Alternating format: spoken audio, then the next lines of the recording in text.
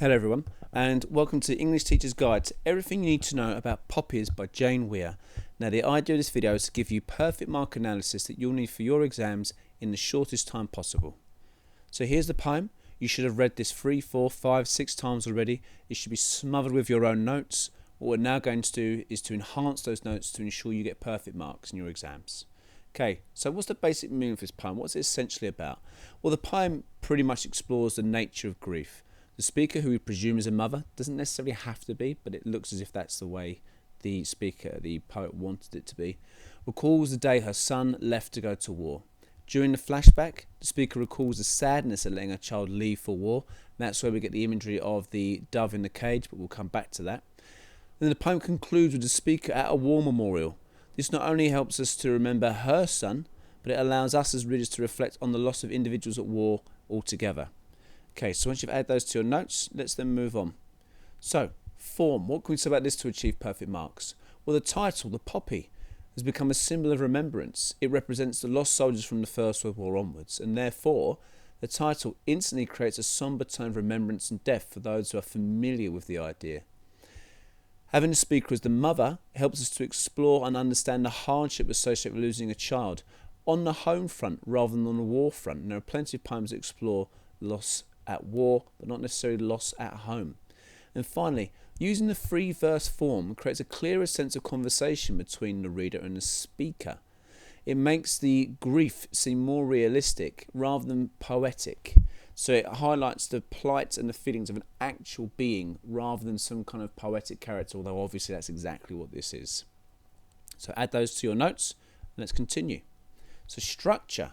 So using caesura, which is the punctuation in the middle of the line, intermittently within the poem, can represent the need for the speaker to pause due to the difficulty of the subject. So rather than being a strict structure to this use of caesura, it happens every so often, which suggests that there are certain parts of the flashback which are more difficult for the speaker to discuss, hence the caesura. Shifting the time within the poem from 3 days before to before you left within the same stanza reflects the loss of control the speaker feels due once again to trauma associated with loss. Time is not a constant now, time is not ordered, life is no longer ordered. Therefore the reference to time here symbolises that loss of control in terms of her life. Ending the poem with the speaker on the hill at the war memorial highlights that the speaker is obviously now trapped between the past and her son, which is where we get the flashback, and the present being within the now. The poem begins and obviously also ends with death, and this demonstrates that this is what consumes the speaker. Now ironically, we have this idea of being consumed by death juxtaposed or contrasted with the tranquility of nature, the idea of the hills, the doves. So that again suggests that the world around her is peaceful, is tranquil, but for her, the speaker, this is not the case. So finally, language analysis.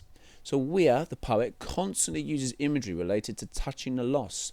So sensory imagery, pinned, smoothed, player Eskimos, and this obviously helps to build the idea of the closeness between the two characters, which makes the death feel that much more tragic for us as readers. Using verbs such as smoothed and softened during the interaction between the soldier and the parent creates a warm tone. It's obviously also sibilance, the repetition of the S sound. And that reflects the loving relationship between the two characters.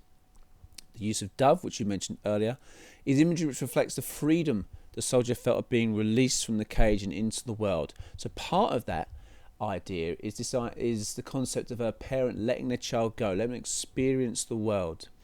But also the dove can reflect peace, which on one hand reflects Armistice Sunday, which is where the title Poppies comes from. But ironically, it can highlight the lack of peace around the world today. Finally, the world represented as a treasure chest creates the impression that the world is something precious, something to be explored for and marvelled at, which is why the parent knows they have to let a child go, and can also obviously reflect that the mother sees the child as their world. They are her treasure chest. And a chest again is something which you close things in to protect it. So it works twofold there, one for the child, one for the mother. Okay, so add those notes to your work, and thank you. Well done. Keep up the good work, and feel free to look at the other videos to help you with your analysis. Well done.